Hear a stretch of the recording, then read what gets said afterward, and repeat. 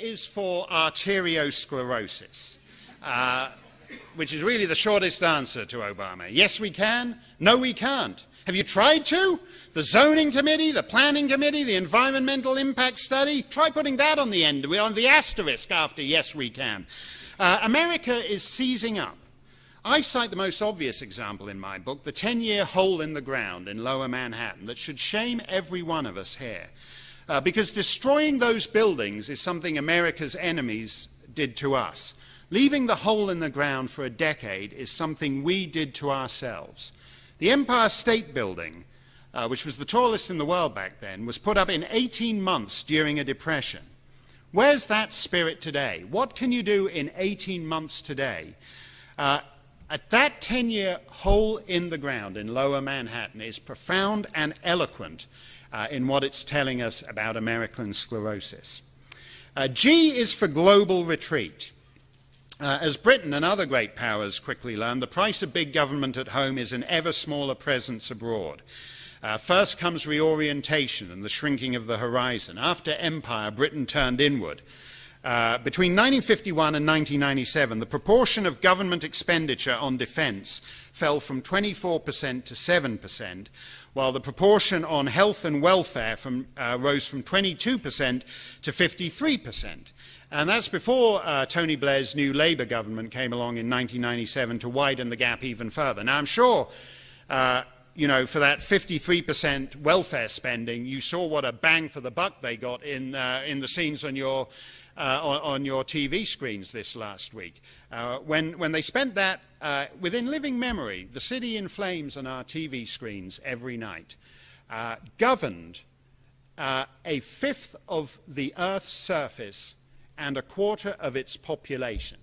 It then inverted its priorities and spent all that money on its nanny state charges at home, with what spectacular results you can see if you've made the mistake of booking a trip to historic London in the next 6 weeks. Good luck with that.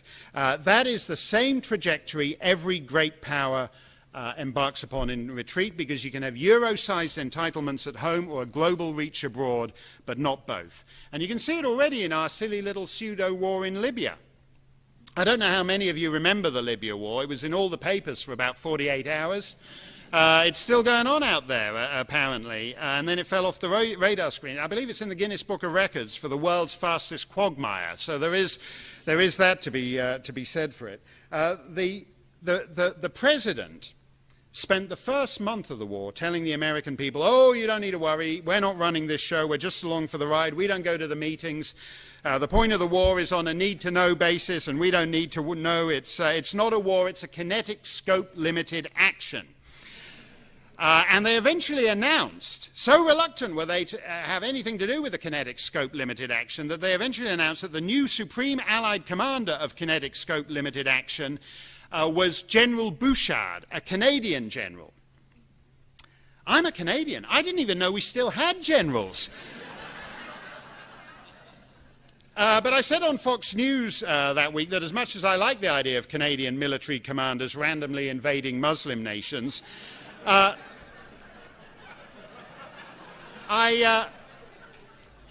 really feel the gig should have gone to a Mexican general, because after all, President Obama had pretty much spent the previous month insisting that this is a job Americans won't do, so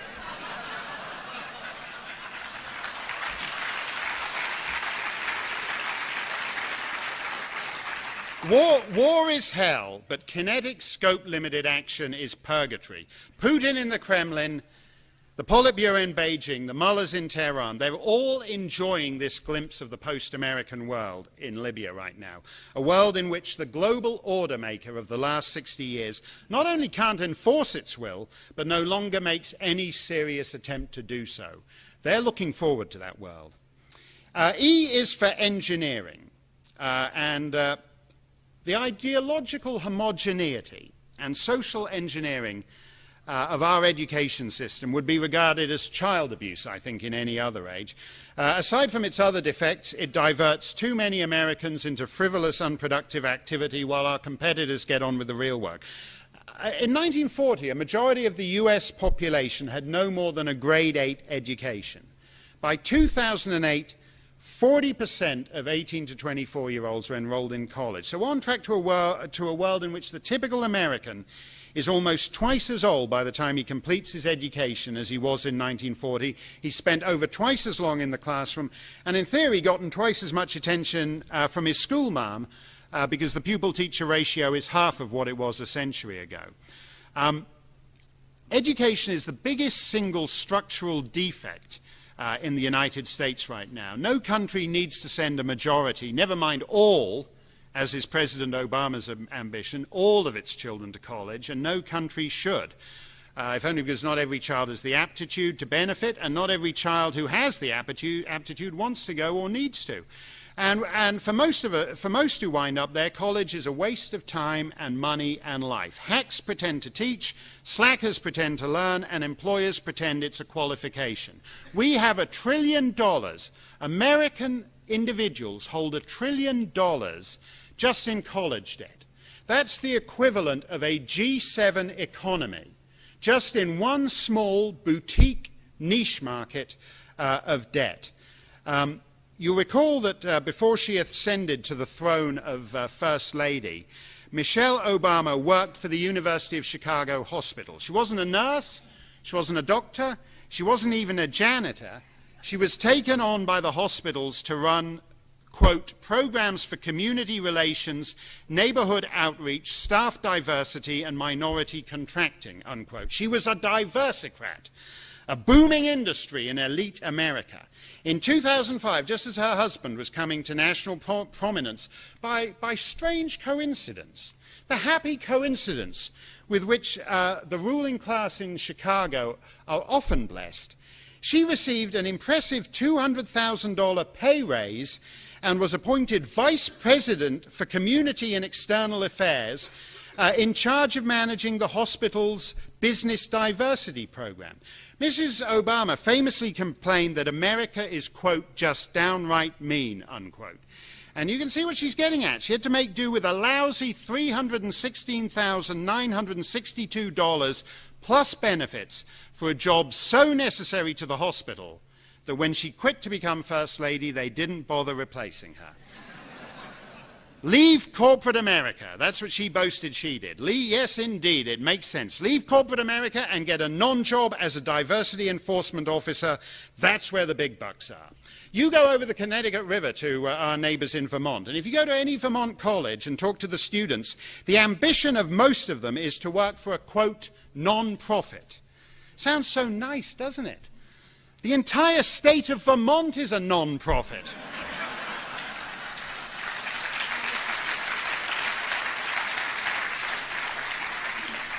Ben and Jerry's used to make a ton of money selling ice cream, and then they became a non-profit. And it worked out so well, they were bought by the Anglo-Dutch multinational, Unilever.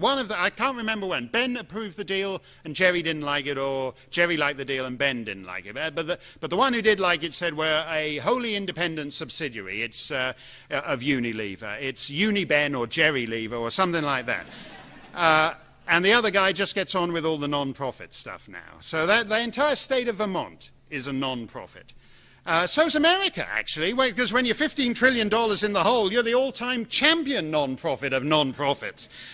President Obama now wants the rest of America to follow in his and Michelle's footsteps.